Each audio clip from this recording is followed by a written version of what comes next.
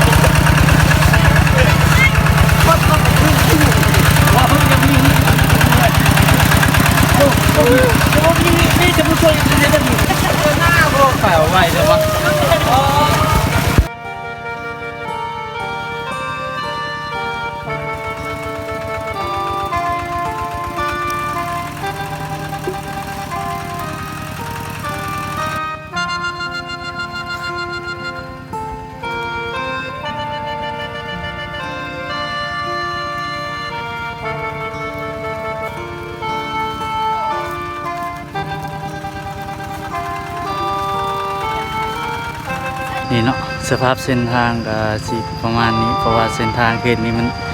จะยากเนาะคือทุกคนเห็นนั่นแหละเพราะว่ามันเป็นยามฝนเนาะเส้นทางก็อาจสิยากในจังหน่อยถึงลำบากกันเลยพวกเราทุกคนก็ยังลุยมาเนาะเพื่อจะมาส่งดวงวิญญาณอาจารย์บุญมีคนขึ้นสวรรค์เส้นทางก็ยากแล้ว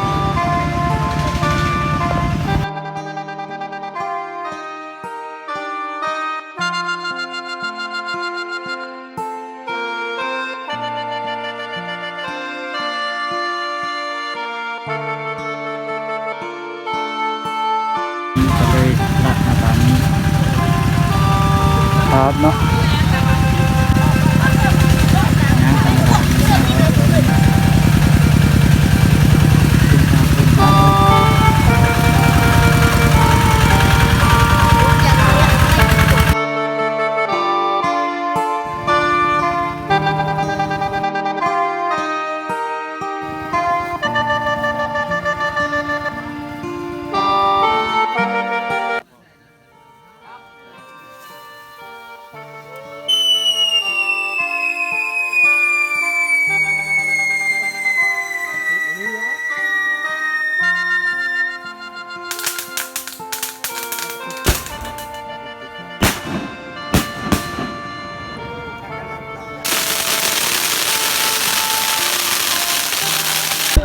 นี่ได้ย่างกลับทุกคน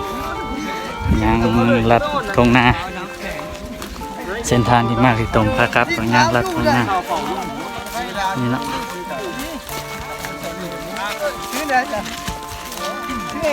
หลังย่างกลับ